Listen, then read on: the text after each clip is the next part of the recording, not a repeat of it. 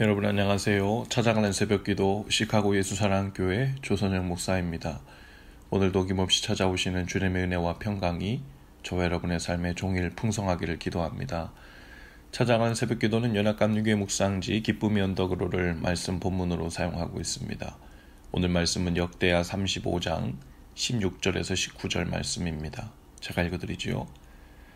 또한 느부갓네살 왕이 그를 그의 하나님을 가리켜 맹세하게 하였으나 그가 왕을 배반하고 목을 곧게 하며 마음을 완악하게 하여 이스라엘 하나님 여호와께로 돌아오지 아니하였고 모든 제사장들의 우두머리들과 백성도 크게 범죄하여 이방 모든 가증한 일을 따라서 여호와께서 예루살렘에 거룩하게 두신 그의 전을 더럽게 하였으며 그 조상들의 하나님 여호와께서 그의 백성과 그 거하시는 곳을 아끼사 부지런히 그의 사신들을 그 백성에게 보내어 이르셨으나 그의 백성이 하나님의 사신들을 비웃고 그의 말씀을 멸시하며 그의 선지자를 욕하여 여호와의 진노를 그의 백성에게 미치게 하여 회복할 수 없게 하였으므로. 아멘. 오늘 본문에는 유다의 멸망 과정에 대한 이야기가 기록되어 있습니다. 시드기야 왕이 그의 나이 21살의 왕이 되죠. 그리고 그는 하나님 앞에서 악을 행했다고 했습니다. 하나님께서는 선지자 예레미야를 통해 하나님의 말씀을 보냅니다. 그러나 시드기야는 그 말씀을 겸손히 받지 않고 교만하고 완악하게 행했죠.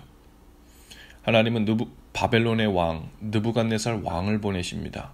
하나님을 알지 못하던 이방 나라의 왕을 보내서 하나님의 이름으로 권고하여 하나님 앞으로 돌아오도록 시드기야 왕을 맹세하게 하죠.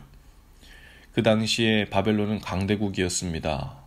그 바벨론 왕이 맘만 먹으면 유다 땅을 빼앗아 버릴 수도 있었지만 그 하나님의 심부름만 합니다. 그러나 시드기야는 하나님 앞으로 돌아가겠다는 맹세를 깨고 또다시 교만해지고 완악한 마음으로 하나님께 돌아가지 않았죠. 시드기야 왕만 교만하고 완악한 것이 아니었습니다. 하나님을 섬겨야 할 제사장들의 우두머리들과 백성들도 하나님 앞에서 크게 범죄하여 하나님의 성전을 더럽혔죠. 하나님께서는 그런 그들을 아끼시고 오래 참으셨어요. 그리고 많은 선지자들, 즉 사신들을 보내셨다고 했습니다. 15절, 16절입니다. 여호와께서 그의 백성과 그의 거하시는 곳을 아끼사 부지런히 그의 사신들을 그 백성에게 보내어 이르셨으나 그의 백성이 하나님의 사신들을 비웃고 그의 말씀을 멸시하며 그의 선지자를 욕하여 여호와의 진노를 그의 백성에게 미치게 하여 회복할 수 없게 하였으므로. 하나님께서는 성전을 더럽히고 교만하여 죄의 길로 점점 더 깊이 들어가고 있는 백성들도 아끼셨습니다. 하나님이 거하시는 곳, 곧 그의 이름을 두신 성전을 아끼셨습니다. 그래서 많은 사신들과 선지자들을 앞서 보내시죠. 그러나 백성들은 사신들을 비웃었고 말씀을 멸시했고 선지자를 욕했습니다.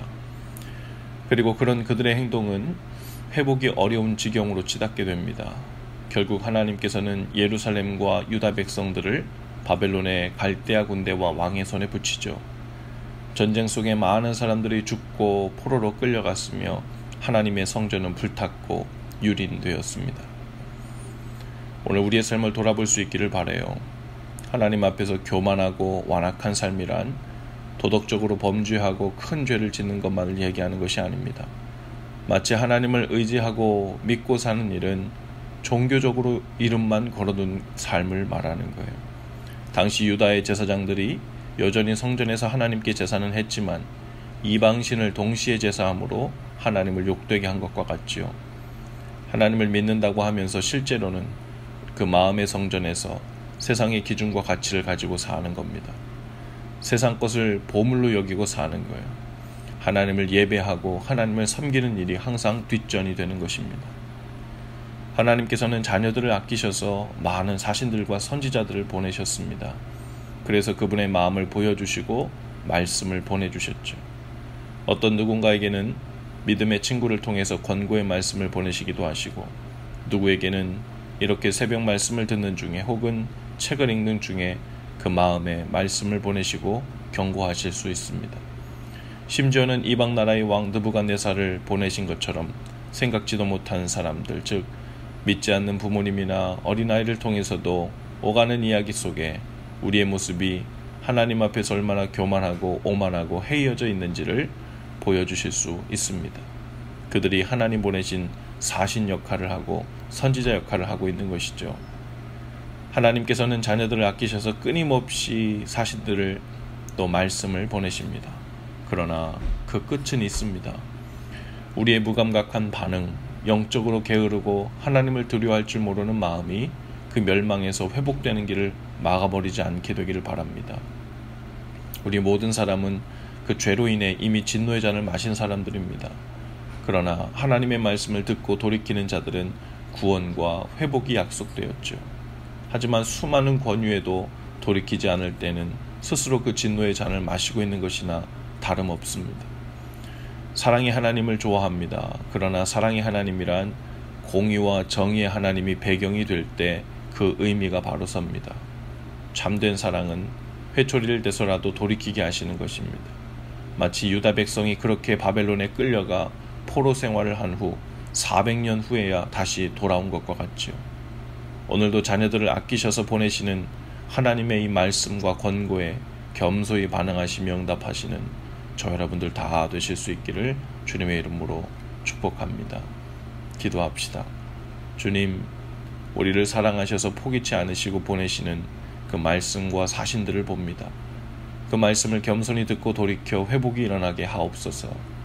자녀들을 아끼시고 사랑하시는 그 과정에 큰 아픔과 울음이 일어나지 않도록 우리 편에서 지혜와 결단이 있게 하옵소서. 시드기야처럼 또 제사장들의 우두머리들과 백성들처럼 하나님의 말씀을 비웃고 욕하며 떠나지 않도록 성령님 우리를 도우시옵소서. 오늘도 다양한 종류의 사신들과 선지자들의 말에 귀를 기울여 주님을 향하여 생명으로 나가게 하옵소서. 예수님 이름으로 기도합니다. 아멘. 여러분, 오늘도 예수 사랑으로 화이팅입니다. 내일 아침에 다시 찾아뵙지요.